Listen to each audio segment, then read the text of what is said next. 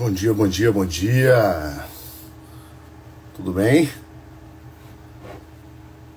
E aí, rapaziada? Bom dia. Bom dia, o Ian aí já chegando, Tarik, o Israel tá sempre conosco aqui. Rosana, sejam bem-vindos todos ao Papo Matinal. Bom dia os que estão chegando pela primeira vez também, né?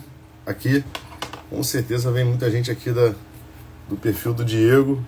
Galera que marcou aí o alarme. Então sejam todos muito bem-vindos. Bom dia! O nosso Papo Matinal quase de Natal, né? Bom dia, bom dia. Bom dia a todos que já estão aqui comigo, já permanecendo na presença há um tempo. Bom dia, Patrícia. Bom dia, Raíssa.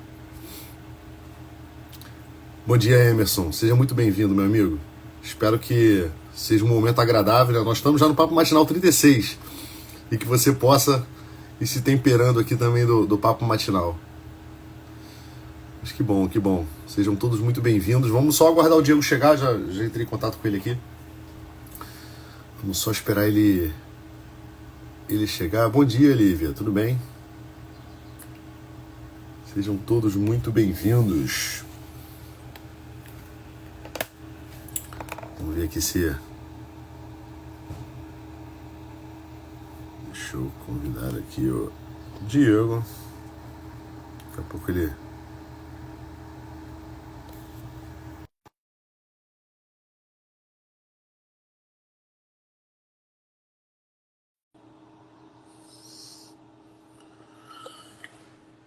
E aí, pessoal, tudo bem? Preparação para o Natal?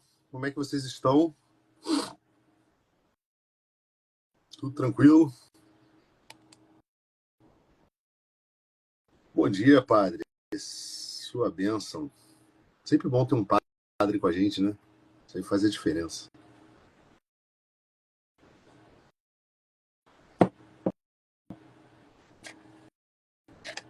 Vamos ver aqui.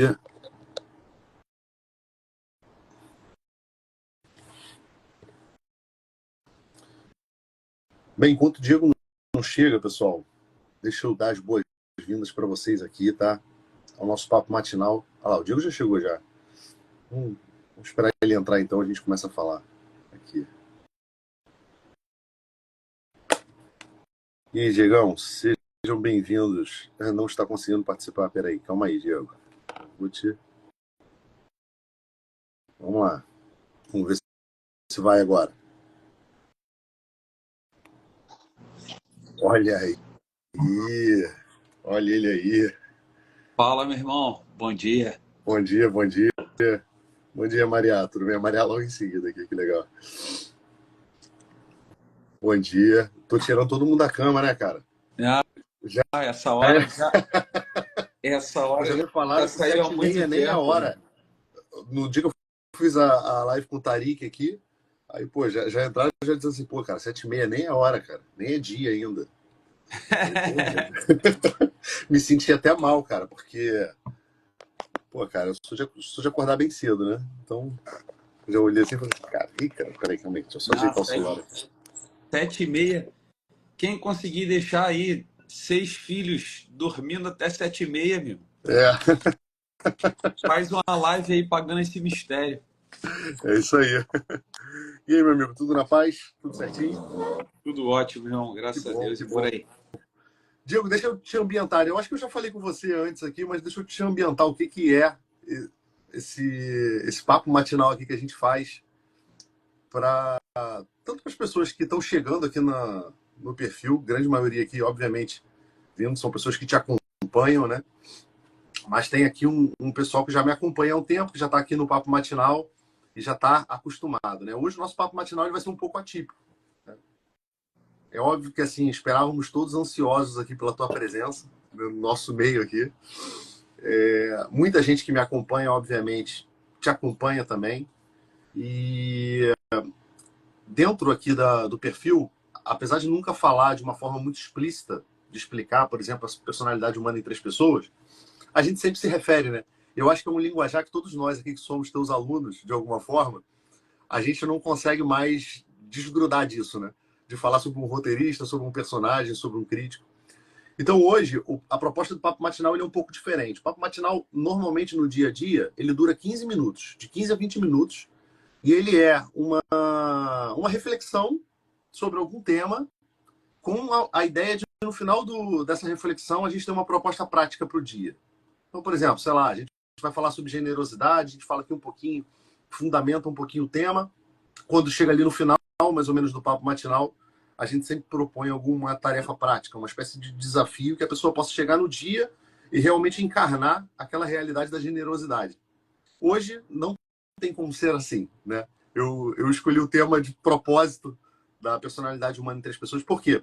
Eu sei que grande parte das pessoas aqui já te acompanham, mas a ideia é exatamente te ouvir, entender um pouco mais sobre como funciona isso, principalmente para as pessoas que ainda não te conhecem ou ainda não ouviram, né, sobre a personalidade humana entre as pessoas. E eu tenho certeza que isso também é útil para todas as pessoas que já te acompanham, porque elas sabem que elas precisam estar na presença, elas precisam se temperar, elas precisam demorar nas coisas. Então, revisitar toda essa parte da teoria, toda essa parte do que é o roteirista, do que é o personagem, do que é o crítico, tudo isso daí eu tenho certeza que vai fazer um bem danado para todos que estiverem aqui. Eu escolhi de propósito também um período que fosse um pouco de férias, para que as pessoas pudessem demorar aqui um pouquinho também, né? Conhecer um pouquinho mais, entender um pouco mais. Então, em primeiro lugar, meu amigo, eu queria te dar as boas-vindas, né? Eu sempre falo isso daqui, que nesse mundo digital, de alguma forma, o Instagram é um pouco a nossa casa, né? É um pouco a nossa sala, onde a gente recebe as pessoas, né? Então, cara, é uma alegria muito grande poder estar contigo aqui, depois desses longos anos de amizade que a gente tem. Eu vou te fazer algumas perguntas aqui que, obviamente, serão retóricas, né? Porque são coisas que, às vezes, a gente conversa de alguma forma quando a gente se encontra, mas eu preciso dar uma sequência, né? Da nossa Claro. conversa aqui. Então é isso, meu amigo. Em primeiro lugar, te dar as boas-vindas, te agradecer aqui por você disponibilizar generosamente esse tempo. Eu sei como é que é a tua rotina. Eu tenho dedos até às vezes para te mandar zap, porque eu sei que as tuas demandas são grandes. Mas eu fico muito feliz mesmo de você me conceder essa alegria, essa honra de estar aqui conosco. Tenho certeza que isso vai ser benéfico para todos nós aqui. E aí, só antes de eu te passar a palavra um pouco, só contar para as pessoas aqui um pouco da minha relação contigo, né? Eu conheço o Diego desde os 14 anos. A gente fez cursinho junto, né? Para entrar para o Colégio Naval. E aí foi aquele ano de estudo, aquela coisa toda. Depois nós entramos para o Colégio Naval e tivemos uma longa convivência ali de 8 anos. E apesar de a gente ter essa amizade sempre próxima ali, sempre conversando, trocando uma ideia, depois teve o grupo católico, a gente se estreitava mais os laços, né? A gente fazia sempre a comunhão todos os dias, tinha os grupos à noite, as adorações, as vigílias. Então, assim, essa foi a aventura um pouco da nossa juventude, né? Conhecer um pouco sobre a vida dos santos, ler um pouco sobre a doutrina da igreja, partilhar isso nas vésperas de prova. Bem, eu não fazia isso, que se eu fizesse isso eu repetia de ano. Mas o Diego fazia. Então, às vezes, ele estava nas vésperas de prova dele lá, mas estava comigo e com o Ortiz lá trocando ideia sobre história da igreja, por exemplo.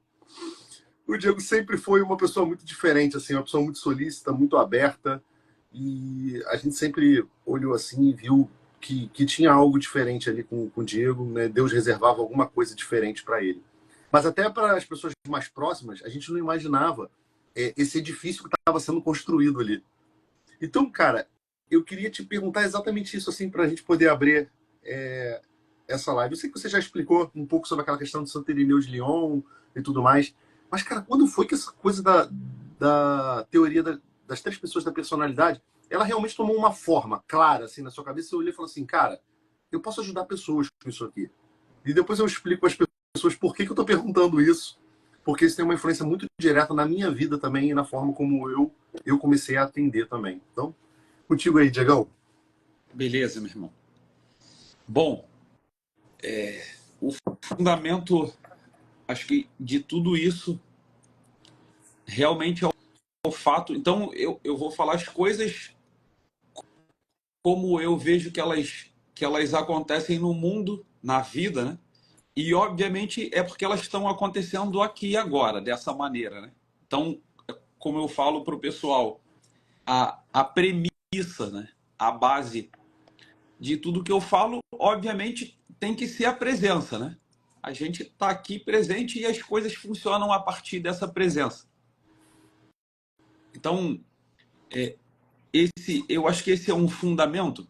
Você vê, eu acredito, às vezes eu conto assim, conto a história como você falou, né, de Santo Irineu de Lyon e das coisas que eu fui vendo e dos métodos que eu fui buscando, pegando para mim, né? Mas tem várias outras coisas que são inclusive, Maurício, as coisas que hoje eu tento reproduzir com meus filhos, né? Um tipo de caminho a ser seguido, onde você realmente vai estar presente e se você demorar ali, as coisas vão transformar você porque não existe um outro modo, sabe? Então, sobretudo, são esse tipo de coisa, são essas coisas que eu fico batendo com o pessoal, né? Por exemplo, ontem na live, falando de Natal, como certas presenças nossas, colocando importância em certas coisas, vai levar a gente a ter um certo tipo de roteiro na vida e não outro, sabe? Entende? Então, várias coisas concorreram. Então, vou te dar um outro exemplo aqui. Eu, eu sempre gostei, nessa época aí que a gente se conheceu no Colégio Naval e tal, eu fazia Olimpíadas, né? De matemática, física, essas coisas assim, né? A Olimpíada, as Olimpíadas, elas são um tipo de exercício que é extremamente... É uma espécie de discurso literal sobre as coisas. É ficar falando que a grama é verde, né? As pessoas, elas aprendem a fórmula de Bhaskara para resolver um problema, uma equação do segundo grau. Aí elas falam assim, pô, cara, mas por que eu preciso saber fórmula de Bhaskara para resolver uma coisa do segundo, uma equação do segundo grau? O que serve isso aqui? Na Olimpíada, o tipo de problema era assim, deduza a fórmula de Bhaskara. Então, tu tinha que partir do nada, entre aspas, né? E, e começar a produzir uma coisa que, quando você está produzindo, ela faz todo sentido para você. Foi como eu estava falando ontem para a live, na live. O pessoal está vivendo uma vida e a nossa vida ela está sobre uma superestrutura de várias presenças, né? A gente não conhece as presenças sobre as quais a gente está assentado, sabe? A gente está aqui fazendo uma live 7h30 da manhã por causa de vários motivos astronômicos, né? Uma astronomia que as pessoas estudaram durante 2000 anos no Quadrivium. E, tipo assim, a gente sabe o que é sobre isso? Nada. A gente vai começar um novo ano e o novo ano ele é todo construído em cima de um olhar da Igreja Católica sobre o tempo, né? Como Santo Agostinho ensinava. Então, a gente vai calcular o solstício de inverno do hemisfério norte, ou seja, quando o equinócio de inverno, quando o Sol passar pela linha do Equador, indo não em direção ao sul, mas em direção ao norte. A gente vai pegar a primeira lua cheia e vai fazer a Páscoa e vai construir todo o calendário do ano que a gente vai comprar em volta de um dado astronômico, sabe? Então, você vê, eu pegava lá os elementos de Euclides, né, que é um livro que eu vou correr aqui estou começando a fazer com José Pedro. A gente começa de um ponto, né? As 5 premissas de Euclides nos elementos. A gente vai começar de um ponto, ou seja, da presença de alguma coisa que existe. Aí vai passar para a reta. Entende? A gente vai fazendo essa coisa. Apareceu uma coisa, que eu chamo da graça, né? Apareceu uma coisa. Qual é a história daquela coisa? E o que aquela coisa vai fazer no mundo, na vida, sabe? Se a gente tivesse essa calma e demorasse, apareceu uma mulher, apareceu um caderno, apareceu uma live. O que a minha presença, diante dessa presença, vai acontecer na vida? Então, esse foi o tipo de coisa que eu fazia muito. É um exercício que eu continuo fazendo, né? Então, você vê, ontem eu peguei as 4 maneiras de se ler a Bíblia de Santo Agostinho, né? O discurso, os 4 discursos possíveis: o literal, o alegórico, o anagógico e o moral. Falei, por que são esses e não mais nem menos? Porque o discurso literal fala sobre a bola no meio, o discurso anagógico fala sobre roteirista, o discurso moral fala sobre personagem e o discurso alegórico fala sobre crítico. Por isso que é assim e não mais diferente. Entende? Então, quando eu peguei lá o método de Santo Irineu, juntando com essa coisa da matemática, aí a gente lendo a Ilíada, que era o livro de literatura do primeiro ano do Colégio Naval, Saudoso a gente tinha que ler. Reuteberg. É o quê? Saudoso Isso Reuteberg. aí, a gente tinha que ler. Né? Aí você. Aí qual que era a minha coisa, né? A minha coisa é o seguinte: como eu gostava de várias ciências, que esse é uma coisa que talvez seja o capítulo mais difícil do meu livro, né? É como que o intelecto se dilata. Ele se dilata subindo de maneira cada vez mais genérica para olhar o mundo, como se fosse um quebra-cabeça Como sendo se fosse montado. de uma forma simultânea, né? É, Olhando para tudo acontecendo ao mesmo tempo. quando você está lá embaixo você está dentro de um labirinto, ele é labirinto para você, né? Quem olha do alto não vê labirinto nenhum, vê exatamente a forma como a coisa acontece, sabe? Então, você vê, hoje existem muitas maneiras que prendem a gente no mundo que é contra a vida intelectual. Esse mundo que as pessoas chamam de muito especializado, né? O muito especializado. Ah, eu vou fazer isso aqui. Você vê, ó, os doutorados hoje, eles têm uma estrutura alienante. Pô. Eles têm uma estrutura alienante. Por que ele tem uma estrutura alienante na forma que ele está? Pela falta de uma vida antecedente ao doutorado. Qual seja essa vida? Essa vida é a seguinte: eu deveria ir lá em cima, olhar o labirinto e falar assim: ah, não é um labirinto, eu entendi. Aí ele desce e começa a andar por aquilo. O doutorado hoje em dia é você ser muito específico, né? É você mergulhar antes de conhecer a vastidão do oceano. Aí a pessoa se apaixona por aquilo ali e, obviamente, vai acontecer dentro dela o que a consciência faz sozinha. Ela vai tentar deduzir o mundo a partir daquela chave de leitura. Aí a gente vive nessa espécie de mundo intolerante, né?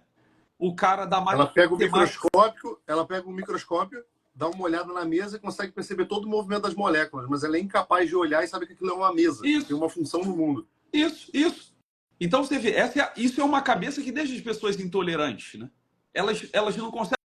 Então você vê, um dos papéis que eu tento fazer é o seguinte, ó, eu cheguei lá na física, na minha cabeça,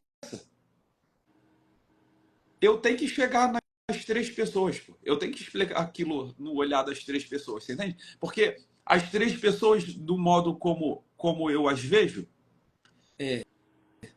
elas são uma superestrutura onde o mundo está construído, você entende? Como ele é sustentado, sabe? Então, não me surpreende quando eu paro para ler Santo Agostinho e falo assim, caramba, faltou alguma coisa, ou alguma coisa está mal encaixada, porque eu tenho uma superestrutura para apoiar, entendeu? Tem uma coisa que eu me segurava muito, né? Só para vocês se posicionarem aqui, né? O Diego, nós somos contemporâneos de colégio de escola naval, né? Eu sou de uma turma, o Diego é logo da turma de baixo. E aí, esse ano que passou, né? Eu estava fazendo, não sei se é o ano que passou, o ano anterior, eu estava fazendo um concurso que o Diego fez esse ano, né? Que é um concurso aí que já deve ter comentado em alguns momentos. E é um curso que a gente faz dentro das Forças Armadas, que assim, a gente tem uma grande abrangência de matérias que a gente estuda. E aí eu lembro que eu já conhecia um pouquinho do que o Diego explanava, né? Eu sou aluno do Diego, todo mundo sabe disso, dessa parte das três pessoas. E aí era interessante que eu ia lendo as coisas. E assim, é um estudo que não dá muito tempo de você parar, né? Você tem que decorar uma série de coisas. Mas eu lia e eu via as estruturas assim que ele ia comentando das três pessoas, né? Funcionando no mundo. Cara, e dava uma tentação terrível, cara, de ficar te mandando mensagem, de ficar assim, caraca, olha aqui, ó, tem aqui também. Só que eu percebi que logo no ano seguinte, o Diego, quando foi estudar, ele mesmo já foi mostrando isso, né? De como que funciona lá no legislativo, no executivo, no judiciário, quando a gente está falando de política, numa série de coisas. Então, realmente, quando a gente olha para o mundo, e isso é surpreendente para todo mundo que passa a ser teu aluno, e sobretudo quando a gente entra um pouco no ramo da psicoterapia, que é o que a gente está, assim, que é o meu perfil aqui fala praticamente disso, né? Eu acho que, assim, tem vários colegas aqui que estão acompanhando a live. É impressionante como você estuda uma série de coisas, mas depois é meio que impossível, quando você entende um pouco da questão das três pessoas, de você enxergar o mundo de uma outra forma. Parece que, na verdade, aquilo é como é e a gente só foi tirando algumas vendas, né, dos olhos para poder enxergar as coisas como são. E aí eu queria te pedir, o Diego, para contar um pouco sobre isso daí de uma forma básica, né? Para as pessoas que, assim, de repente nunca ouviram falar sobre as três pessoas. Como é que normalmente, por exemplo, quando você vai explicar isso de uma forma rápida, né? Como já aconteceu algumas vezes, né? Quando as pessoas chegam para você e dizem assim, vai, Diego, 10 minutos aí, explica para a gente esse negócio das três pessoas. Como é que Então, funciona isso daí? a forma mais simples, que é como eu mesmo uso na terapia, né? É a forma como passou mais simples no mundo, como existe na estrutura da realidade, para a gente representar a personalidade humana, que é o teatro. Então, essa é a maneira mais simples de forma disparada, assim, de tudo que eu já tentei. E às vezes que eu conversava que eu dei palestra em catequese ou formação para crianças, né? A forma mais simples é da gente olhar a vida como uma obra que a gente tenta reproduzir no teatro. Só que acontece conosco da mesma maneira. Às vezes as pessoas só entendem de maneira pejorativa quando a gente fala personagem, né? Ah, não, mas eu não sou um personagem no palco. Como que não, pô? Como que não? O que é isso aqui se não um palco onde a gente está realizando um ato, né? Um ato de uma obra, de uma peça, sabe? Sabe uma Então, coisa, ô Diego? Deixa eu só te interromper uma coisinha aqui rapidinho. Tem uma coisa aqui que a gente fala que eu falo com frequência aqui, falei nos outros papos matinais sobre isso. Existe uma dificuldade hoje, não sei se você percebe isso, com certeza tu percebe, mas não sei se você já explanou sobre isso de uma forma clara, né? Mas existe uma barreira para as pessoas, sobretudo de uma coisa chamada espontaneidade. Por isso que talvez elas olhem para essa questão do personagem como uma coisa muito pejorativa, né? No seguinte sentido, existe uma ideia interior lá, uma verdade dentro do crítico das pessoas, que diz um pouco assim, ó, se não é espontâneo, não é verdadeiro. Só que a gente percebe na vida que a construção das virtudes, ela não tem como ser algo espontâneo. Porque se eu tenho uma questão viciosa na minha vida, por exemplo, sei lá, eu tenho aqui um lápis e o lápis está torto. Se eu quero endireitar ele, eu tenho que fazer uma força para tornar ele normal. E durante um tempo, eu terei que fazer uma série de atividades e de ações não espontâneas para que eu vá me transformando naquilo. Então, eu acho que é preciso essa definição de personagem até nisso. Porque quando a gente sobe no palco da vida, de fato, nem sempre nós temos aquele comportamento originário e espontâneo da forma que a gente queria. Às vezes, até a nossa mente sabe o que é a verdade. Quem nunca, né, passou por essa realidade, até mesmo dentro da terapia, do seguinte, cara, eu sei que isso daqui é certo, mas eu ainda não faço isso. Eu sei, na minha cabeça lá, eu sei que eu preciso mudar isso daqui, mas ainda não consigo fazer com que meu personagem entenda isso. Então eu acho que essa descrição de personagem é precisa até nisso, porque é alguém no tempo, é alguém que está mudando, é alguém que está se esforçando muitas das vezes para realizar alguma coisa no mundo e que às vezes ainda não tem aquela força, aquela virtude para realizar aquilo, né? pois é. Você viu, ó, eu tô vendo aqui o Vitor Moura aqui, ó, na live. O Vitor Moura, ele é comandos anfíbios, né? Como eu, só que da tua turma, né? Mais antigo. Meu afilhado de Crisma. Então, lá nas Forças Especiais, lá nos comandos anfíbios, nós somos tarados por ensaio, né? O que é ensaio? É a gente vai entrar num compartimento para liberar um refém. Aí a gente replica o compartimento e vai fazer aquilo 10 vezes, 20 vezes, 30 vezes, 40 vezes, até se tornar espontâneo. É assim que a gente faz. As pessoas hoje, elas confundem a espontaneidade, por isso fica pejorativo, por algumas dificuldades. A primeira delas é a preguiça intelectual, né? De ter que dominar o mundo intelectualmente e pensar assim, caramba, antes de viver, antes de entrar no meu dia e viver, sair ali na rua para fazer uma coisa, eu deveria fazer um roteiro, né? Para dominar o mundo com um roteiro. Eu preciso ter um roteiro para entrar com o personagem no palco. Você vê, eu faço um exercício em certos momentos que é preciso. Eu faço um exercício de imaginação com as pessoas que já aconteceu comigo na vida real. Uma vez me empurraram para entrar numa peça de teatro. Não, vai lá e faz isso aqui, pô. Aí me empurraram, aí eu parei na frente de uma porção de gente, assim, ó. Tava tendo uma peça de teatro. Ou seja, eu entrei num palco sem roteiro e sem ensaio. Tipo stand-up comedy, né? Eu entrei ali. Só que o stand-up comedy, você vê, ali não tem espontaneidade no stand-up comedy. Não, eu A digo gente sabe que os caras... quando o cara convoca alguém, quando tá no stand-up comedy, ele fala assim, Então, ó, isso. chega aí, Mas vem você cá. vê, o cara tá todo decorado e ele chama um personagem, se não for combinado, né? Se não for combinado, o cara entra. Maurício, essa é a pior sensação da nossa vida, de descontrole, Medo, insegurança. de medo, insegurança, de instabilidade, de angústia. Então você percebe que as pessoas elas vivem sob essa superestrutura de um palco que elas não dominam nada, pô. Eu tô te falando. Por isso, olha, se as pessoas dessem atenção para as crianças e não tratassem criança, você vê, eu trato meus filhos, Maurício, com uma seriedade, assim, de, cara, os meus filhos perguntam uma coisa. Você vê, ó, muitas das coisas que eu explico aqui, eu aprendi a explicar para os meus filhos. Porque quando meu filho pergunta alguma coisa, eu falo assim, caramba, eu não vou conseguir explicar para ele por analogia, porque ele ainda não tem, a estrutura semântica, a estrutura gramatical, a estrutura simbólica para entender por analogia. A criança só entende as coisas com sentido literal, né?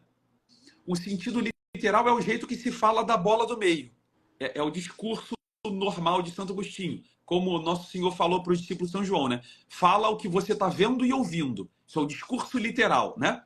Então você vê, as pessoas que tentam explicar coisas para as crianças, elas vão ganhando um domínio no mundo.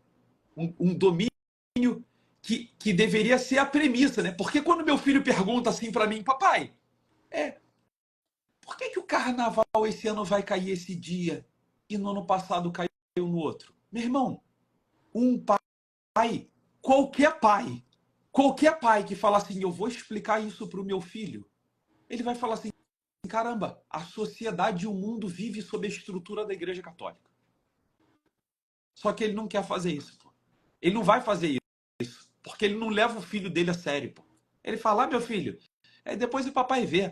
Meu filho, alguém decidiu que fosse assim, você entende? Ele não sabe, pô. Só que o que ele não sabe é uma coisa muito básica, por isso que uma criança quer saber. Você entende? Ela tá perguntando tipo a cor do boneco, pô. A gente não sabe mais isso, Maurício. Então, você vê, a gente quando olha para as pessoas e para o palco das pessoas, né? O palco das pessoas. Eu tenho vários exercícios práticos sobre palco. O primeiro deles, para as pessoas entenderem o papel do personagem no mundo e elas levarem a sério a presença, é esse empurrão, assim, ó. Elas se sentirem empurradas por um palco que é uma vida que elas não têm a mínima ideia do que elas estão fazendo ali. Então, esse exercício, ele se desdobra em vários outros exercícios. Porque a partir desse momento que eu posso fazer isso com a imaginação dela, ó, pensa mesmo num palco, tá acontecendo uma peça de teatro e eu te empurrei lá.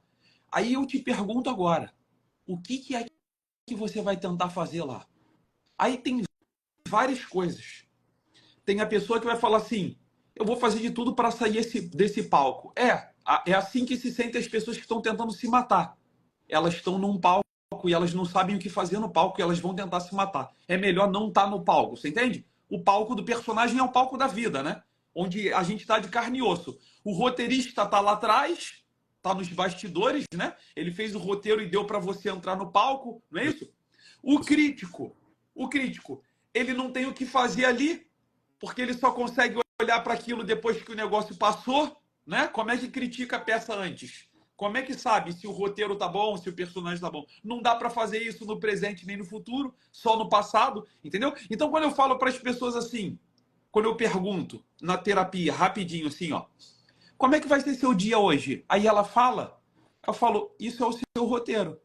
Agora você vai sair daqui e vai tentar lá entrar para fazer o roteiro. E o que você vai fazer depois? Ela, vou ver se deu certo, não sei o que lá. Aí quando eu falo isso para ela, aí ela, usualmente, né? Na verdade, eu não me lembro de nenhum caso que quando eu faço esse tipo de dinâmica aqui, que é muito simples, né? Aqui eu estou alongando só para ver umas nuances da coisa. A pessoa fala assim, mas é claro, mas é óbvio que é assim, pô. Você entende? Porque o negócio, tanto é que sem saber nada disso, a gente só consegue repetir uma vida humana através do teatro, olhando os juízos que a gente precisa saber sobre a história de Aquiles, fazendo um roteiro e pegando um personagem e botando no palco. A gente não descobriu outra maneira até hoje para fazer isso, sabe? Então, você vê que é muito longe de ser um exercício complexo que as pessoas, que quando eu li as obras do Freud, do Jung, né, que para mim é nítido. Quando, como eu tô olhando o labirinto de cima, para mim fica nítido quando, sabe, quando o teu filho está fazendo um labirinto, aqui a Maria compra para as crianças as revistas com várias atividades, né? Com forca, com palavra cruzada, e uma delas é labirinto, né? Sim. Aí tu tá vendo assim, ó, o teu filho tá indo assim e tu tá olhando de cima, né? Aí tu tá falando assim, e pegou o caminho errado. Daqui a 3 curvas ele vai bater na parede. Isso é uma pessoa, você entende? Quando as pessoas falam assim para mim, Diego, você acha certo ou errado botar teu filho sozinho de castigo? Bom, aí o que eu tenho que fazer? Eu tenho que pensar o personagem no palco. Primeiro, a presença, né? Que no caso é uma ausência, porque ele está sozinho. Eu tenho uma criança sozinha, tá vendo? Eu tô olhando o palco. Aí eu narro com sentido literal a coisa. Pá. Aí eu vou lá no passado e vejo a repetição passada de todos aqueles atos que foram realizados. E aí, se a gente é uma pessoa que tem imaginação, se a gente buscou na literatura, tem atenção na vida, leva a vida a sério, a gente fala assim, e eu sei o que acontece depois da primeira curva, depois da segunda curva, depois da terceira curva. Isso é tipo eu vi a minissérie do Ayrton Senna com a Mariá, né? Falei, pô, como eu achei espetacular e me emocionei quando eu vi que ele ganhava tudo na água, as corridas todas que eram na chuva. Porque quando ele era pequenininho no kart, com 4, 5 anos, o pai falou assim para ele, e ele percebeu, né? Ele correu, ele repetiu um circuito 70 vezes. E ele falou assim, bom, se eu não consigo enxergar nada com chuva, eu vou decorar o circuito. Então ele decorava o circuito. E ele sabia a cada ponto, ele via referências no chão e nas laterais, onde cada ponto mais próximo que ele estivesse vendo, ele tinha que frear ou acelerar ou passar da segunda para a terceira ou da quarta para a quinta. Você entende? Quando ele não estava vendo mais nada, ele vivia uma espécie de vida espiritual. Essa história me lembra muito uma história que São José Maria escrevia, que depois eu vivi pessoalmente, né? Eu tive em Ávila, na Espanha, e aí quando você chega em Ávila, você já vê da estação do trem o lugar onde eu queria ir, que fica no alto de uma elevação, né? Que é um castelo, é uma cidade medieval, né? Bem preservada. E aí você olha a cidade, aí tu fala assim, tá lá, é lá que eu tenho que chegar. Só que quando tu começa a andar 100 metros depois, tu não tá mais vendo, pô. Entendeu? Tu tem que decorar um roteiro e confiar que se você pegar tal trem, tal ônibus, andar em tal Tu lugar, vai caramba, chegar lá no o lugar. castelo vai aparecer de novo, você entende? Aí, de repente, pô, umas 2 horas depois, tu salta de uma carroça e tá ele de novo à tua frente. Entende? Isso é bem aquela realidade, né? Você tem uma verdade inscrita em você, no seu crítico, né? E o teu roteirista precisa olhar com uma certa esperança. E essa esperança, ela precisa vencer, inclusive, os momentos onde os teus olhos mesmo materiais não estão vendo aquela coisa, né? Sim. Aquela história de Santa Teresinha que ela diz, né? Eu sei que, apesar das nuvens, né, que estão tapando o sol, eu acredito, eu tenho a esperança de que por trás disso tudo ele ainda continua a brilhar. Isso. Ela tá num momento que ele não tá lá, mas ela sabe para onde ela tá indo. Você entende? Então você vê, ó, uma tragédia gigante do nosso tempo. A gente percebe facilmente que toda a vida do roteirista, toda para frente, quem é cientista que não acredita nada em Deus, sabe que só é possível fazer ciência assim, pô. Só é possível fazer ciência olhando para a maçã que cai da mão do Newton 100 vezes. Ele fala assim, cara, a chance dela cair na vez 101 é muito grande, né? Então você vê o roteiro futuro, que são as hipóteses que a gente faz e depois vai testar com o personagem no palco, que no método científico a gente vai testar no laboratório, né? Sem a aquisição do passado, da tradição, não tem como viver, pô. Só que a nossa sociedade é aversa a isso, pô. É aversa a isso. Quando eu falo para o pessoal assim, eu falo, cara, você não entende nada da tua vida, porque você tem um ranço da Igreja Católica, cara, que construiu a sociedade ocidental, pô. Você não vai entender nem que dia que é o carnaval, pô. Você entende o que acontece com as pessoas?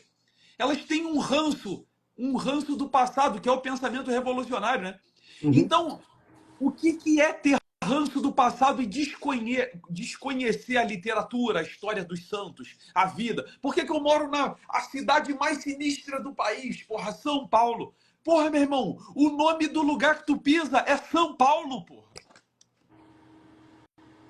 O cara vive em São Paulo, você vive num lugar que cheira a história da igreja, entendeu? Mas nego não tem mais essa noção, pô. O cara consegue odiar. É como se ele tivesse um filho dentro de casa ou um pai.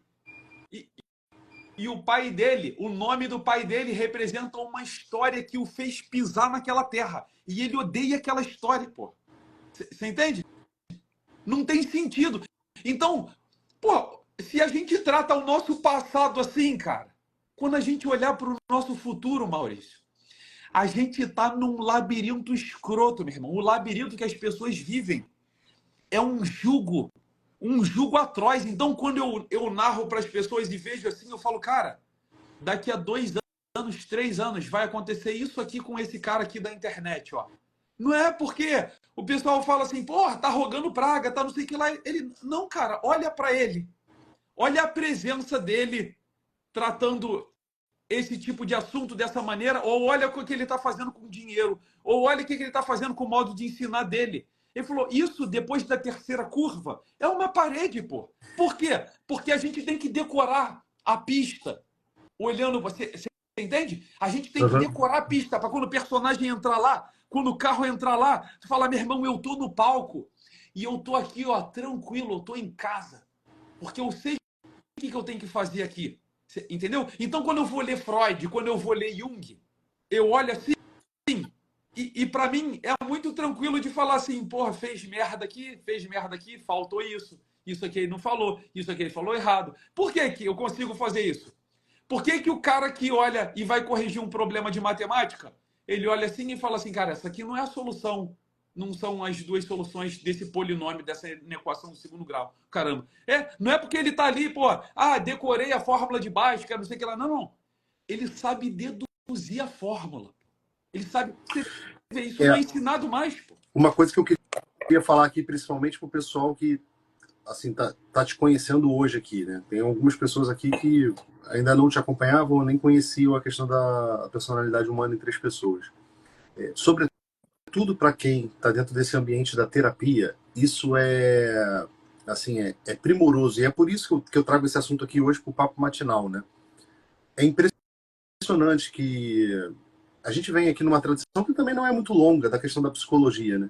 Mas é impressionante que quando a gente olha a questão das terapias, né, modernas, é como se eu estivesse olhando para esse diagrama que você sempre carrega aí atrás, né, do roteirista, do personagem, do crítico, das forças que o livro ao bem, da presença desse bem, e a gente olha assim, cara, parece que quando eu estou aqui conversando sobre uma TCC da vida, sobre uma logoterapia, inclusive, né, eu estou vendo um pedaço da realidade só.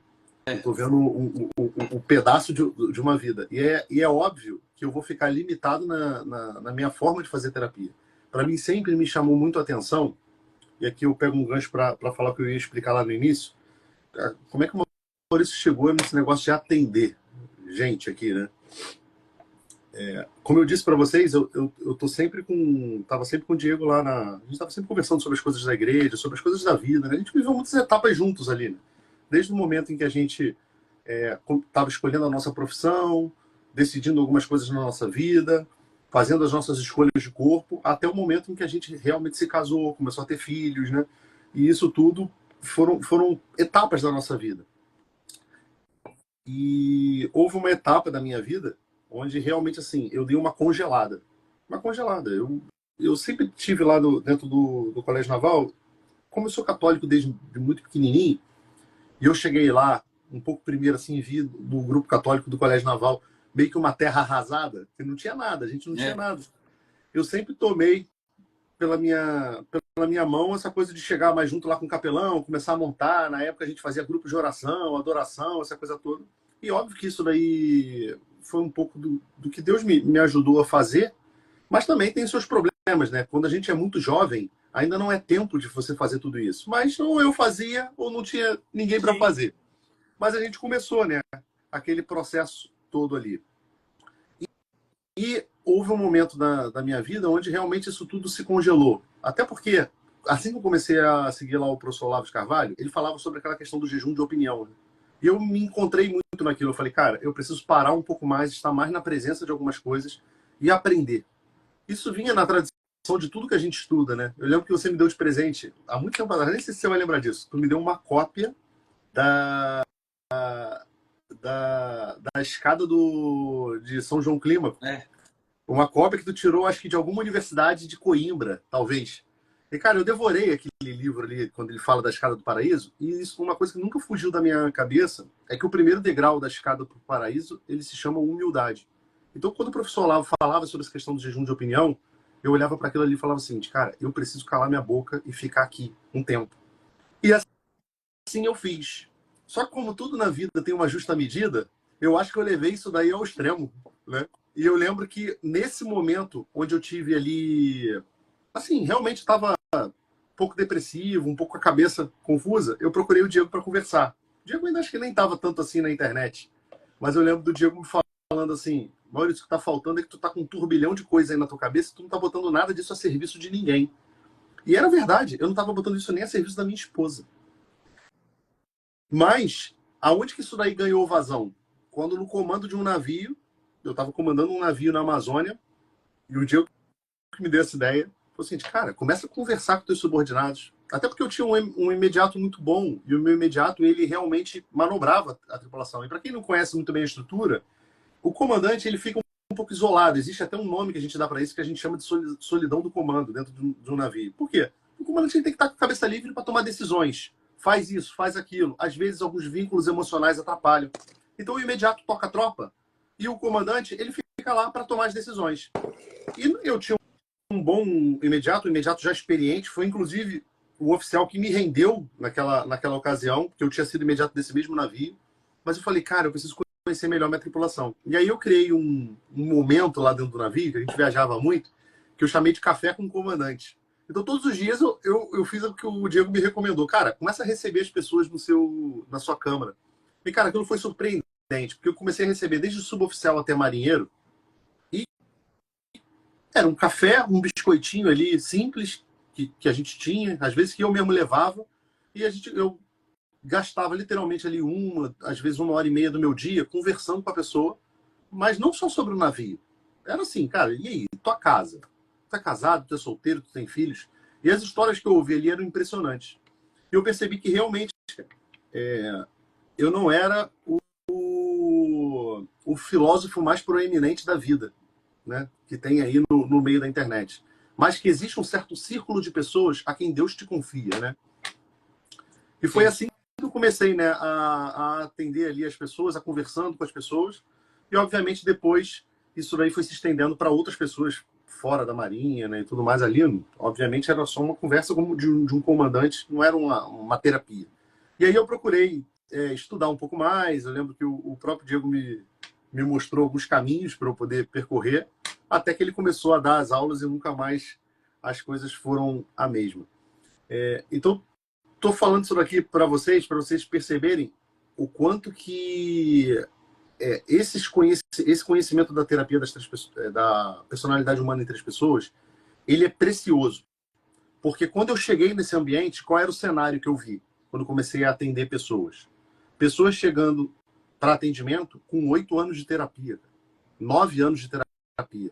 Mas não é 9 anos porque ela decidiu, não. Porque, por exemplo, eu tenho pessoas aqui que eu atendo há 2, 3 anos, até famílias inteiras que eu atendo há 2, 3 anos. Mas não foi assim. Foi assim, cara, resolvemos aquela questão e as pessoas querem continuar, às vezes, para conversar, para uma orientação familiar, para tomar algumas decisões importantes na vida. Agora, é impressionante o cara ficar fazendo uma análise por 8 anos e não ter uma decisão, não ter um roteiro para poder seguir a vida dele. E o que eu comecei a perceber? Não tem, porque não sabe fazer, de fato. Não sabe. Porque, de repente, muitas das vezes, a própria abordagem que a pessoa utiliza é aquela abordagem que vive no mundo do crítico da pessoa.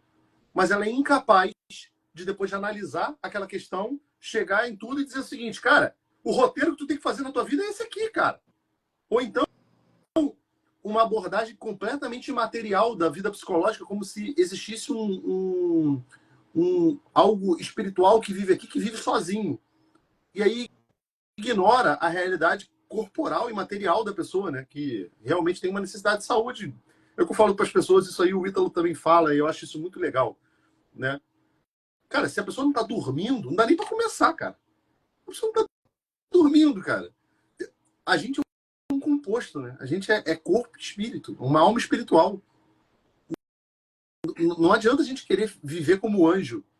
Eu preciso cuidar de algumas coisas, né? Não é? E aí as pessoas se confundem. Por quê? Porque existe também um desbalanço nesse aspecto, né? Ah, então eu tenho que cuidar do meu corpo. Aí a pessoa também coloca isso de uma forma desbalanceada. Então a nossa vida é esse equilíbrio também, né? É esse equilíbrio onde também eu posso acabar exagerando no cuidado da minha parte material e acabar me tornando um materialista, que foi uma outra parte também dos ensinamentos aqui do Diego, que começou a chocar meio mundo e me chocou também, né? Mas me chocou no sentido bom, que eu quero dizer, né? Chocou no sentido onde você se sente sacudido por aquilo e fala assim, cara, peraí, eu não posso também colocar uma lista interminável de coisas e de condições para que a minha vida exista. Se a gente está pendurado nessa ideia de que Deus é o criador de todas as coisas e de que o mundo funciona conforme essa criação, eu preciso acreditar de que não há um fio de cabelo que existe na minha cabeça que Deus não esteja tomando conta.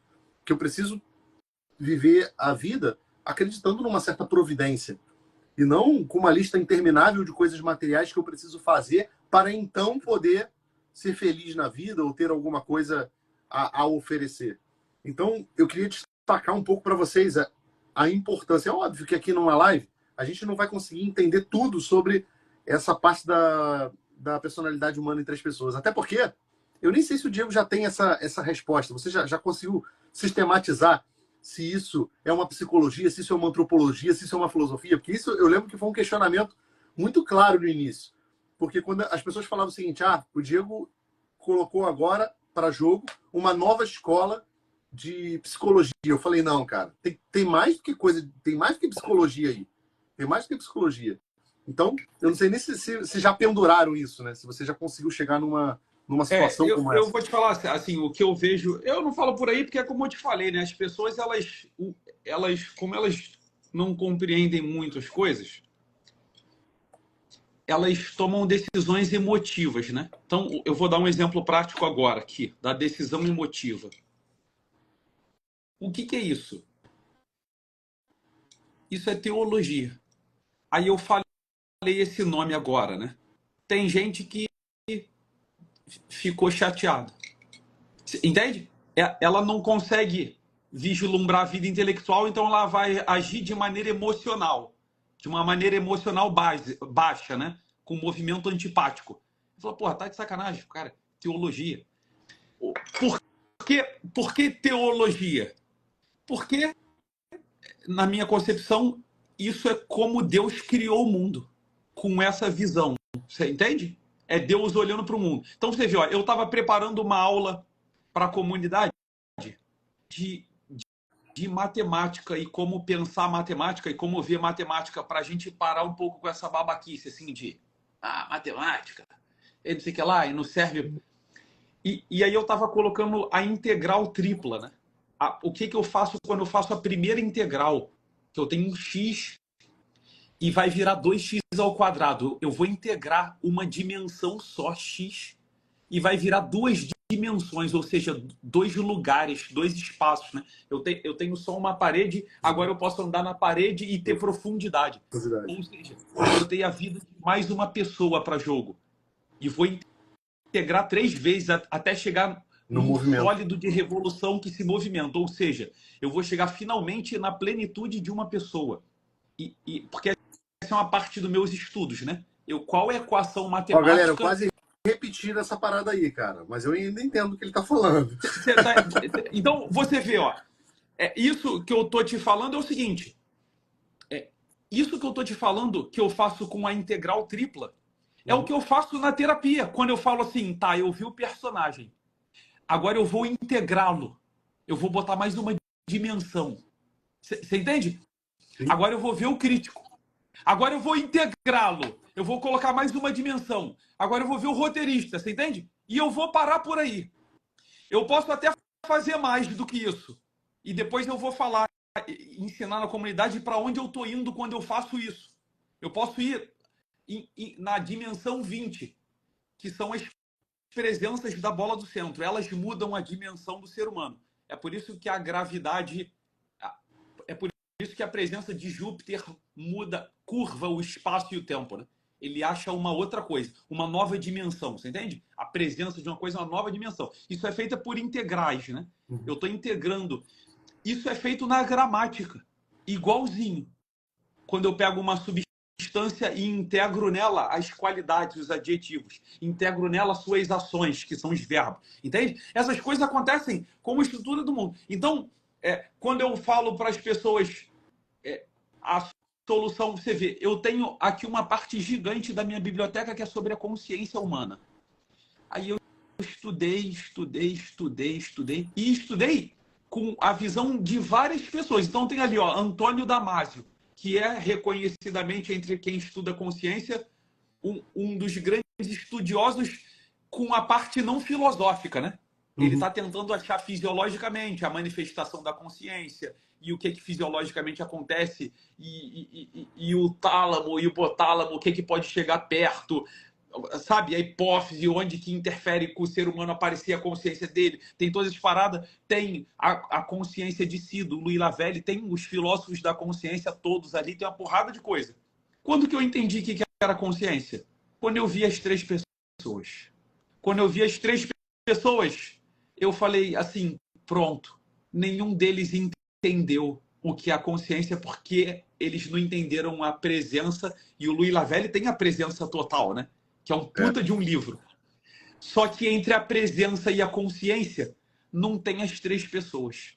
Então ele fica ali patinando na consciência de si, patinando, e falta... E me dá uma angústia, cara, quando eu leio a consciência de si do Louis Lavelle, que falta só um negocinho assim, ó. Falta o teatro, as 3 pessoas. Você entende? Você vê, hoje em dia, quando eu li de novo o Tratado da Santíssima Trindade de Santo Agostinho, e ele fazendo uma analogia com o ser humano, quando ele bota a vontade com a memória e a imaginação, eu falei, puta, faltou... Ele foi no primeiro andar em 2 pessoas, na segunda pessoa ele foi no segundo andar e não viu que a unidade das coisas, porque ele falou da força de uma, que é a vontade, e da outra ele falou da substância, que é a memória e a imaginação. Então, tipo assim, tu vê, quando tu tem uma estrutura de funcionamento, todas as outras coisas ficam muito claras para você. O nego fala assim, você acha bom a TCC? Falei, entre as terapias que tem por aí, a TCC é a que mais se parece com uma partezinha da personalidade, pô. Por quê? Porque ela usa o método científico. Ela vê a crença do crítico e ela vê no que vai dar um roteiro funcional ou disfuncional, né?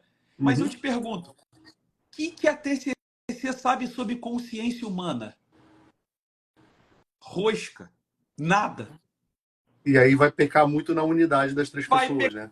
pegar na A unidade, porque tu vai pessoa ficar vai patinando. conseguir colocar as suas pessoas em ordem, talvez, mas vai ter uma grande dificuldade de fazer com que elas se entrosem ou estejam trabalhando em torno, em relação a um próprio bem, a um Sim, único bem. sim. Você vê, ó, a logoterapia, que é uma puta de uma escola. A logoterapia é você pegar o roteirista, que é o sentido da Uhum. vida, né? É o futuro, para onde a vida vai, e colocá-la e inchá-la, inflamá-la, você entende? Você olha na terapia, você olha uma pessoa que faz muito tempo de logoterapia, ela não quer varrer o chão, porra. Por que ela não quer varrer o chão? Porque eu não tô achando sentido em varrer o chão. Ele falou, porra, você entende? Que a logoterapia, É, ela dá a doença do seu próprio amor para a pessoa, pô. Porque ela fica ali. Você vê, a logoterapia é um excelente lugar para você conhecer é, a, a sensibilidade do roteirista, a vida do roteirista. A logoterapia, é bom que ela seja conhecida, né? Sobretudo na experiência do Viktor Frankl, do campo de concentração. Por que, que um pai botava a mão na cerca elétrica, o outro não botava? Entende? A logoterapia. Mas se você compreender que a logoterapia é todo um estudo sobre um terço da personalidade, e que depois o Viktor Frankl, como percebe que tem outras partes, ele vai tentando fazer analogias e vai tentando mobiliar, fica um negócio um pouco meio torto, é meio tipo aquela pipa que a gente tem que furar lá na lateral para não dar de lado, assim, sabe? Ela fica meio capenga, a personalidade tratada por logoterapia, porque a pessoa fica assim, ela não sabe muito que tem momentos da vida dela que, pô, meu irmão, acabou esse negócio de sentido de vida, porra. Acabou o seguinte, cara, eu tô aqui com o personagem no palco. O que eu tenho que fazer? Lavar a louça. Lavar a louça. Eu já falei um pouco, a constelação familiar. O que é a constelação familiar? A constelação familiar é uma coisa muito simples. Muito simples. Ó, a gente precisa de presenças reais. As presenças reais são essa bola do meio aqui, né? uhum. Que é a graça da teologia, daquilo que aparece e vai fazer com que a nossa vida, com que eu toque nas coisas, com que eu tenha juízo sobre as coisas e faça roteiro, né? Aí você olha para que é a constelação familiar. Porra, você não consegue resolver o problema com o seu pai, ou com a sua mãe, ou com o seu amigo, ou no seu trabalho. Aí você vai num lugar, igual eu falei que eu faço aí com o Vitor Moura. Você simula um lugar. Simula um lugar. Aí você fala assim para a pessoa, que presenças que você quer botar aqui? Aí você fala, aquele ali, aquele cara ali, aquele estranho que levantou, ele é o seu tio. Aquele é a sua filha. Aquele é seu pai. Agora vai, começa a viver. Ó, você conhece isso que eu estou falando, Maurício, de retiro, né? Agora você vai entrar nessa fila aqui, lá na frente está a Virgem Maria. E você vai abraçá-la. A gente conhece esse tipo de experiência, né? Você vai. O que é isso? Constelação familiar, pô. Isso é constelação familiar. A gente está simulando. As pessoas têm que entender essa limitação. A constelação familiar, ela ajuda? Ela ajuda. Ela ajuda. É uma tentativa real de você reproduzir um ambiente real. Você vê, ó, ela tem muito mais força, porque ela usa a presença de palco. Ela tem muito mais força do que dezenas de outras terapias. Agora, ela é problemática porque tem gente que acha que aquilo ali é a vida real, que aquele ali é o teu pai. Porra, e de repente o teu pai tá a uma ligação de distância e você fala, pai, eu vou aí te pedir perdão e dar um abraço. Ela vai fazer isso na constelação familiar, com Joel, que também tá ali para ser tratado, você entendeu? Que levantou Uhum. para ser a figura do seu pai, que você vai escolher. Entende? Quem não conhece, bota aí na internet. Sessão de constelação familiar, para ver como é que é. Então, você entende? Eu, quando olho para a constelação familiar, eu sei o que é aquilo, pô. Porque eu conheço a estrutura da vida humana, da personalidade. Então, eu sei, fazendo normal, a presença. A presença. Aí, a presença, ela ela vai mudar as 3 pessoas da maneira que eu ensino lá, né? Você vai mudar o personagem pela presença que tempera, vai mudar o crítico pela presença que ajusta juízos e vai ajustar o roteirista pela presença que traz novas esperanças. Entende? Então você vê, as pessoas elas vivem assim, por que oferecer para o cara, por que o terapeuta que oferece para o cara banho de pipoca e plantar bananeira, o cara sai de lá animadão e fala assim, caraca, meu irmão, aquele cara é muito sinistro, pô. Ele devolveu minha esperança. Por quê? Porque o roteirista vive disso, pô. Se ele nunca plantou bananeira e nunca tomou banho de pipoca, na cabeça dele, como ele não conhece passados, ele não conhece passados, né? Uhum. Você percebe aqui a doença dessa terapia, de uma terapia de roteiro de futuro, sem você conhecer o passado? Ou seja, o que é conhecer o passado? Você não tem o depositório da memória ali para você poder Não tem, você não tem a tradição, pô. Você não tem a tradição. O cara, antes de plantar bananeira e tomar pipoca para ficar curado, ele tinha que falar assim, ó. Pô, eu conheço alguém que plantou bananeira e tomou banho de pipoca? Eu acho melhor eu dar uma olhada aí numas 100 pessoas. É o eterno mal de uma criança, né? Se a gente parar para pensar. Que acredita em tudo, pô. Que acredita em Ela tudo. deposita o crédito dela em tudo. Então você vê, olha para a nossa sociedade sem passado. É a sociedade das pirâmides financeiras. É a sociedade dos vícios. Ele falou, porra, não tem ninguém aqui para falar pro cara que isso aí dá merda na terceira curva, meu irmão. Porque a gente não olha para pessoas que decoraram o circuito, igual o Senna fazia, para correr na chuva, sem ver nada. Você entende? Então, você vê, quando a pessoa ela olha, realmente tem gente que fala assim para mim, caraca, meu irmão, tu fez de merda com a minha vida. Eu falei, o que houve? Tudo que eu olho agora, de livro que eu leio, das escolas de terapia, da história, das paradas, eu olho assim e falo, porra, falta isso, falta aquilo, porra, o cara não falou isso, disso tá errado. Ele falou, é para isso, pô. É para isso. A fórmula de Bhaskara é para isso. É para você ter um jeito de olhar para o polinômio, para a complexidade da coisa no mundo e ter uma referência. Atende esse pré-requisito aqui? Atende? Se não atender, eu vou falar com maior tranquilidade, como eu falo aqui, da logoterapia, das coisas. Chorou, pô. Chorou. Não é assim que funciona, não é assim. Entende? Então você vê, as pessoas, uma coisa que para mim é uma grande de uma babaquice. Não, é preciso a gente conhecer todas as escolas de terapia e saber integrá-las e usar o melhor para elas. O caramba, não é nada, porra. Se você ficar usando logoterapia e não souber como é personalidade, você vai adoecer a pessoa. Vai Até adoecer porque, a às vezes, o conhecimento das partes e a soma delas não dá um todo. Não dão, mano. Não dá um todo. Existe essa questão, é o que você estava falando, né? Eu tive uma conversa outra vez com o Tarik sobre isso, né? A gente falando sobre inteligência. E a gente falando, né, que é essa questão de você ir subindo e de você ir conseguindo olhar o mundo com tudo integrado, né?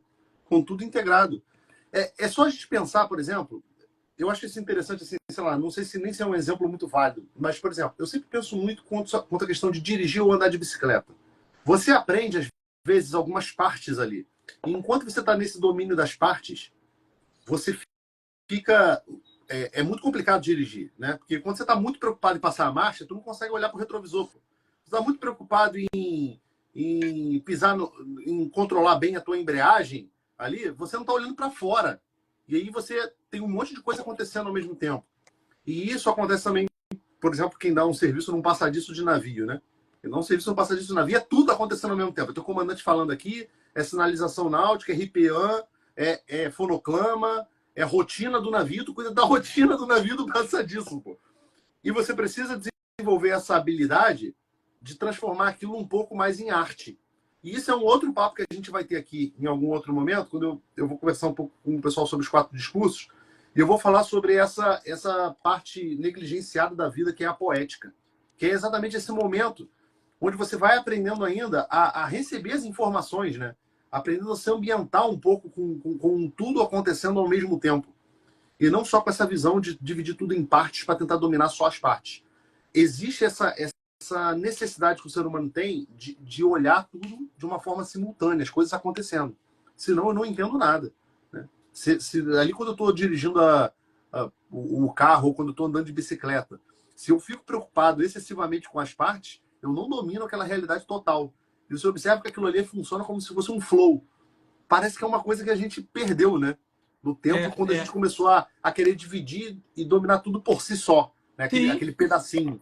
E aí tu vê, cara, grandes tragédias nisso, Maurício. Porque você vê, ó, hoje, grande parte a maioria dos meus pacientes são médicos, são psicólogos, até porque eu dou certo tipo de prioridade para pessoas que fazem esse tipo de trabalho, porque elas multiplicam rápido, né? E se eu ajudar, porra, um psiquiatra, um psicólogo, eu, obviamente, estou ajudando uma porrada de gente de uma vez só, né? Então você vê, ó, tu pega assim, então, na nossa sociedade, né? Tu pega um médico, que teoricamente, pô, é uma das grandes pessoas de formação, deveria ser, de intelectual da sociedade, né? Tanto é que a gente dá maior valor para um médico por causa da formação dele. Pô, é tipo a formação de um oficial, se tu pegar de um cara que fez residência, né? O cara faz 4, 5 anos de faculdade, depois tem que fazer residência. Então tu vê, pô, aquilo ali é um sacerdócio, né? Sim. Porque vai mexer com a vida, né?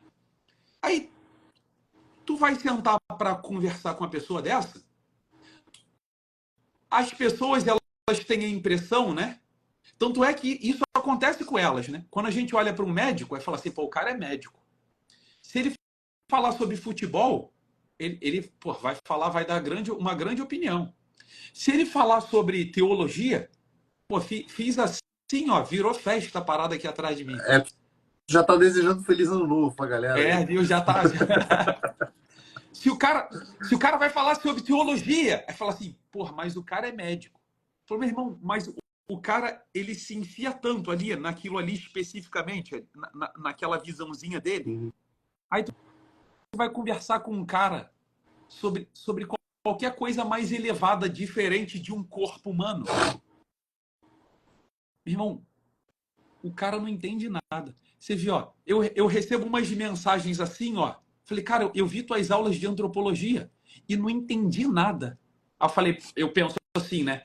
Pô, o cara de repente não tem nenhuma formação intelectual.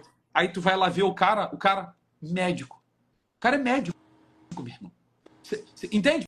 Tipo assim, tu fala pra um cara assim, ó, pra um cara que é médico, meu irmão. Tu fala assim, pô, cara,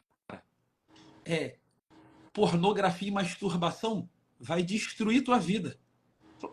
O cara e explica, né? E fica uma sessão ali explicando as coisas com calma e tal. E o cara fala assim, pô, mas eu acho que isso é coisa de religião. Aí você fala assim, puta, meu irmão, que loucura. Ou seja, é um tipo de formação, às vezes, que a gente tem extremamente alienante, né? Quando eu falo pro pessoal, ou tu conversa com doutores, né? Tu conversa com doutores, meu irmão. Aí tu fala assim, caraca, meu irmão, esse cara é doutor.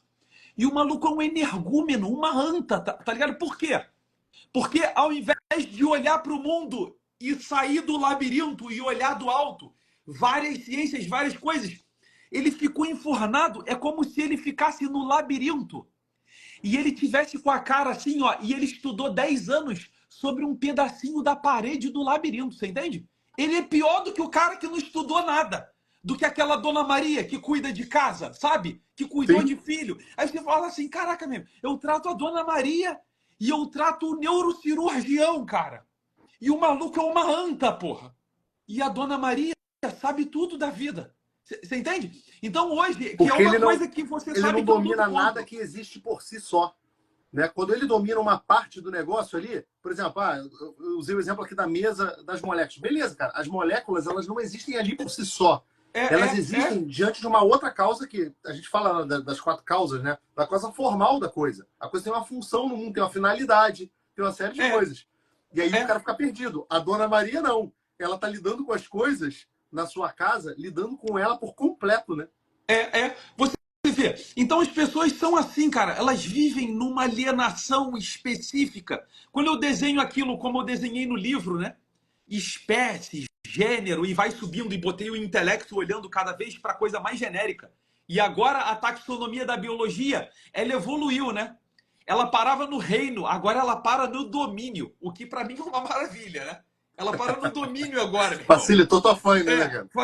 Facilitou minha faina. Agora ela para no domínio. Então você vê, pra gente aqui, oficial de marinha, tem vários amigos nossos aqui Meu irmão, tu senta assim num quartel com oficiais, né, cara? Que é gente que foi formada durante 8 anos, cara. Aí tu fala sobre família com o cara.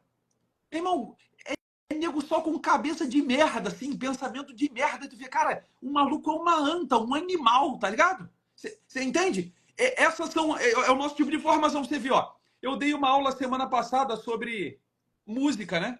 Só que a música como concebida no Trivium. A música das três pessoas. Sim. Que era uma música de três estruturas, né? Como ela era apresentada para cada uma das três pessoas. Hoje em dia, a gente só. O músico hoje, ele só sabe de música instrumental, ou seja, da música encarnada no mundo, pelo instrumento, né? Que é a música do personagem, a técnica, né?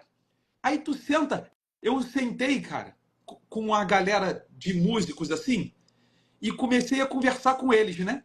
Desde vindo de Pitágoras, da fundação da música aritmética, aí vim passando por Boécio, passei pelo Tratado de Santo Agostinho, fui falando da música do quadrivium, né? Música como estrutura de uma parte poética que faz com que a gente aprenda a educar o ouvido, que, que cuja capacidade de verdade só ele tem, né? É bonito pra cacete quando a gente ouve Santo Tomás de Aquino falar assim, ó.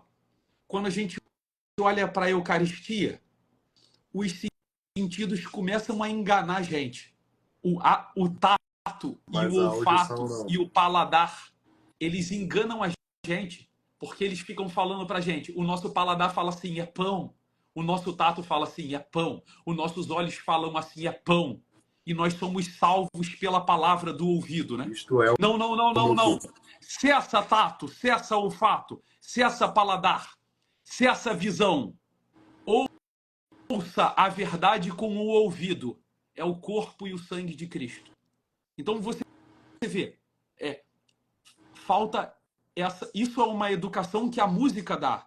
A música no sentido da palavra cantada, quando um melisma era feito, cara, eu vou cantar um verso para você, mas eu vou me prender numa palavra, e dentro dessa palavra numa sílaba, e dentro dessa sílaba numa vogal, e eu vou fazer essa vogal demorar, porque eu quero que você ouça muito essa palavra, essa palavra. Você vai encarnar essa palavra. Aí você vê, você conversa as paradas com um músico hoje em dia, com um músico que vive disso, meu irmão. Vive disso. O maluco fala, olha para você assim, ó, e ele fica olhando e você vê que ele não fala nada e ele fica assim. E eu tenho certeza que dentro dele, ele tá falando assim, cara, que merda, meu irmão, que vergonha. Que vergonha. Então as pessoas falam assim, porra, vem o Diego, que é o que eu falo para cara, eu não tô concorrendo nada com ninguém. Eu tenho uma vocação minha própria de buscar a verdade, uma unidade do mundo e tentar falar sobre ela. Eu não estou concorrendo no mundo da psicologia, de vender curso, tentando buscar espaço. Eu não estou fazendo nada disso. O pessoal fala assim, pô, mas como é que pode, pô? O negócio tem uma porrada de gente aí estudando isso, tentando buscar na psicologia, o caramba, por que que não consegue? Porque está dentro do labirinto, olhando para a parede, tentando achar resposta, e cada um que fala a sua resposta fala sobre um pedacinho da parede, quando a resposta deveria ser falada de fora do labirinto lá de cima, né? Aí o Freud tá ali, meu irmão, com a cara na parede. E esse tá com a cara na parede mesmo, né? Porque esse falou merda pra caraca. Aí tá o Freud, cara, falando sobre o homem. Porra, de uma pulsão erótica, tá ligado? De uma pulsão erótica, como se agora nós estivéssemos movidos aqui pelo tesão pra estar aqui. Assim. Eu sei que é um pouquinho mais do que isso. Você entende? Mas, tipo assim, imagina tu começar a ler o mundo, cara. Porque é o contrário, né? É a estrutura do mundo que dá sentido àquele pedacinho da parede, né? Ele faz o contrário. Ele olha o pedacinho da parede e vai começar a discursar sobre o mundo. Então, o discurso sobre o mundo é um discurso de pedacinho de parede. Esse tem sido nossos discursos de doutorado, porra. Você entende? Você faz uma tesezinha de doutorado e começa a estruturar o mundo. Porra, é o contrário. É o contrário. Aí por que que o doutor chega nesse ponto? Porque ele vai para o doutorado muito cedo, sem ter criado filho, sem ter conhecer profundamente as artes liberais. Entende? Isso é um problema de estrutura da sociedade, de educação moderna. Pô, E se a galera que é agravado já logo no início também, né? Porque ele não só vai para o mundo assim, durante toda a infância dele, a vida escolar dele, barra vida familiar, também foi assim. é, Ah, meu filho, você tem que estudar, a prioridade é estudar, a prioridade é fazer isso daqui. você não tem que fazer isso aqui dentro de casa porque você está estudando. Você não precisa ter isso aqui, você não precisa acompanhar seu pai, você não precisa acompanhar sua mãe, você não precisa fazer nada. Porque, cara, é impressionante como que isso é emburrecedor, né? É emburrecedor, porra. É só você olhar, cara. As pessoas estão botando os filhos lá 10 horas na escola, cara. Para chegar na escola lá e ficar lá ouvindo um outro professor falar 70 mil coisas sobre teoria. E o garoto é incapaz de, sei lá, lavar o seu prato em casa, arrumar a sua cama. Isso é emburrecedor, isso é É alienante. emburrecedor, é completamente alienante. Essas são as pessoas que a gente vai tratar, Maurício, com o mundo psicológico, o mundo imaterial, o mundo das ideias, totalmente aloprado. Pô. Totalmente aloprado. Entende? Que vai ter que ficar buscando sentido de vida para arrumar a cama. Entendeu? Ao invés de fazer isso com um personagem no palco, tranquilamente, sem muito esforço. É uma das coisas que a gente mais recebe aqui, para o que o pessoal pergunta. Pelo menos para mim, né? Ah, o meu personagem é fraco. Ah, o meu personagem é fraco. Ah, o meu personagem é fraco. Entende por quê? Porque tá anos e anos sendo temperado. Você vê, cara, aqui a internet, ó, essas 130 pessoas que estão com a gente aqui agora, que é uma coisa que eu faço, mas o pessoal sabe como eu sou rigoroso com isso, com vida intelectual. Meu irmão, se eu pego aqui uma live dessa e assisto uma live, aqui, ó, cara, eu ia ficar sem ver live, sem ver nada, assim, ó, e tentando saber disso aqui e decorar isso aqui, como eu fazia na adolescência com os cursos do Padre Paulo Ricardo, né? Pô, o curso do Padre Paulo Ricardo, ele me deixou. Eu lia livro pra caraca, ele me deixou meio ano sem ler livro nenhum, cara. Até eu entender cada parada, transformar aquilo em desenho, não sei o que lá. Aí você vê, aí nego vê isso aqui, aí vai sair daqui, vai ver outra live, e nego vai falar tudo ao contrário, né? Nego vai chegar na E outra mais live. do que isso, porque assim, uma coisa que eu bato muito aqui no Papo Matinal, cara, eu falo para as pessoas, né, na tradição do que você sempre ensina, né, de permanecer nas coisas. A gente está no ambiente do inimigo aqui, né? Porque o Instagram, ele parece que não foi feito para isso, ele foi feito para dispersão. Então, assim, já é um grande milagre a gente ter 130 pessoas aqui permanecendo aqui, você vê que os números nem alteram tanto. Mas eu falo isso muito para as pessoas, né? Normalmente que o Papo Matinal obviamente tem menos pessoas aqui no dia a dia, mas é o que eu falo para as pessoas. Para mim, a grande alegria é te ver de novo amanhã, para que você permaneça dentro aqui da coisa. Porque se você começa a entra e sai, faz outra coisa, eu prefiro que você nem venha. Porque se você vem, tu tá fazendo um mal para você mesmo, cara. Tá fazendo um mal para você mesmo. Mas essa questão de permanecer, de estar ali, né, de continuar nas coisas, de demorar nas coisas, isso sim é andar na contramão. Isso sim é a gente procurar fazer as coisas. Eu vou te falar, Maurício, é assim para tudo, cara. Quem olha um pouco para a vida séria, assim, ó, eu vejo umas pessoas falando assim, pô, Diego, mas eu tenho filho, cara, pô, eu acho que eu não tenho vocação para isso, e não sei o que lá, cara, eu não gosto de estar com meus filhos, e não sei o que lá, e eu não sei o que fazer. Eu falo, meu irmão, todo mundo que tem o primeiro filho, pô, você vivia só para você, cara, só para você. Apareceu agora uma pessoa que quando tu tá pensando na tua vida, ela tá te perguntando como é que é o nome da bola, meu irmão. Porra, quem é que vai se alegrar assim? Porra, ainda bem que eu não consigo pensar em mais nada e fazer nada para ficar falando o nome de objetos dentro de casa. Que maravilha de vida. Eu falei, meu irmão, é só a vida humana te transformando um puta de um egoísta. Te falando assim, agora eu vou te ensinar, eu vou tirar a cutícula. Vai doer mesmo. Entende? Pra unha ficar bonita daqui a um tempo, vai doer, eu vou arrancar um pedacinho de carne e tal. Relaxa e fica aqui, cara. Demora aqui um aninho, 5 anos, 10 anos. Eu te falo, Maurício, ó, a galera fala assim, caraca, tu não aparece mais na internet, a gente queria tanto te ver. Meu irmão, o tesão e a ânsia que eu tenho pra estar com meus filhos e a minha esposa hoje em dia, cara, para conversar as coisas com ele. Você vê, eu sentar ali, o meu filho tá lendo Sherlock Holmes, né? Pô, e ele Igual o João. me contar as Acho que eles histórias trocaram essas figurinhas aí. e me falar o caso, assim, e o caso de a gente conversar as coisas. Pô, cara, que maravilha. Eu sabia há 10 anos, eu nessa mesma merda que o egoísmo nos deixa, né? O que eu tinha? Eu tinha uma tradição e uma esperança. E botava meu personagem no palco. Eu falei, cara, daqui a 5 anos, a 3 anos, eu vou começar a amar isso aqui. Porra, Santo Agostinho, né? Santo Agostinho. Primeiro, me ordena o que você quiser. E eu vou fazer o que você ordena. E em breve vou amar o que você ordena. A grande oração de Santo Agostinho, falando para Deus, né? Ordena o que você quiser, que eu vou fazer a contragosto e daqui a algum tempo eu vou amar a tua ordem. Você entende? A vida é assim, pô. A gente só precisa conhecer a tradição e as profecias, né? O roteiro, o futuro. Eu falo, cara, vai num filho e faz isso aqui, ó. Isso aqui. Porra, mas eu não consigo, é uma merda, não sei o que lá. Ele falou, mas olha essas vidas aqui, olha para o passado. Confia nesse roteiro, cara. Vai dar certo.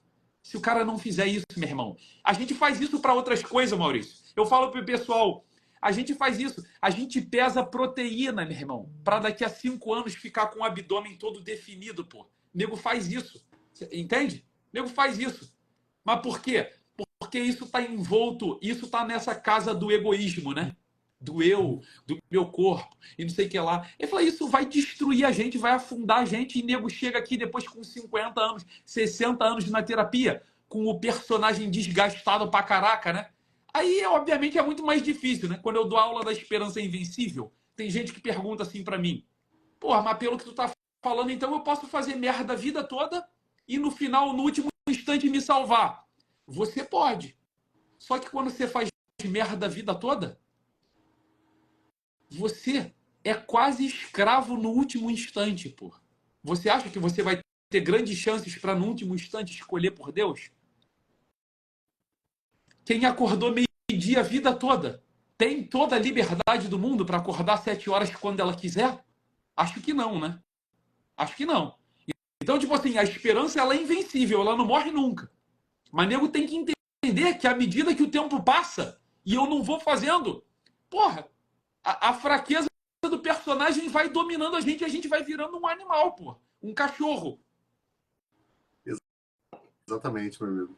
Meu amigo, você sabe que eu ficaria até meio-dia aqui conversando contigo, né? Que é como a E gente já fez várias vezes nessa vida. várias vezes, até de madrugada. Mas, meu amigo, eu só tenho a te agradecer, cara, por essa. Assim, eu faço questão de aqui no Papo Matinal, quando eu recebo os convidados, eu falo, né? Esse é um momento do convidado. Sobretudo o Diego aqui, cara, que é meu professor, é meu amigo, cara, meu confidente em muitas coisas. Eu só tenho a te agradecer, cara, por estar aqui e por poder fornecer isso daqui para o pessoal que me acompanha, né? Eu digo que cada convidado que eu trago aqui, ele nos completa em alguma coisa, né? Em alguma coisa que às vezes é completa incapacidade minha de falar. A gente não domina todas as coisas na vida. E que bom que é assim, porque é isso que dá todo o senso de comunidade, né? Não ter todos os dons. E eu fico muito feliz de poder ter contado contigo aqui. Eu espero que o Instagram me permita estar com essa live aqui gravada. Eu vou colocar lá o Diego como colaborador. Vocês vão poder encontrar tanto aqui quanto lá, se o Diego aceitar lá a colaboração. E é isso, meus amigos. Só fazer aqui uma propaganda para vocês, que a gente está fazendo há pouco tempo. Esse é só o Papo Matinal 36. Então, sempre que vocês quiserem acompanhar, 7h30 da manhã, todos os dias, de segunda a sexta, sábado de vez em quando, a gente faz. Porque é aquela história, né? Isso daqui é maravilhoso. Eu tenho um grande compromisso com isso aqui e levo isso muito a sério. Mas isso aqui também é subordinado às realidades da minha vida, né? Eu estou de mudança, tenho uma série de coisas, tenho os filhos. Mas eu te agradeço, Diego. E todos aqueles que quiserem acompanhar o Papo Matinal, esteja aqui conosco. Sempre tem um convidado legal, às vezes sou só eu mesmo. A proposta é diferente. São 15 minutos que a gente faz. Mas essa aula aqui, eu não podia deixar de colher o máximo aqui do que o Diego generosamente pôde dar para nós aqui, tá? Muito obrigado, meu amigo. E Deus te abençoe sempre. Conte comigo porque você sabe para tudo que você precisar. A gente é irmão já de outros carnavais aí nessa história. Mande um abraço para a família também, Maria, as crianças. Tá? Tenho vocês sempre nas minhas orações aqui, na minha, da Rejane. Vocês são muito queridos por nós. Obrigado. Tá bom?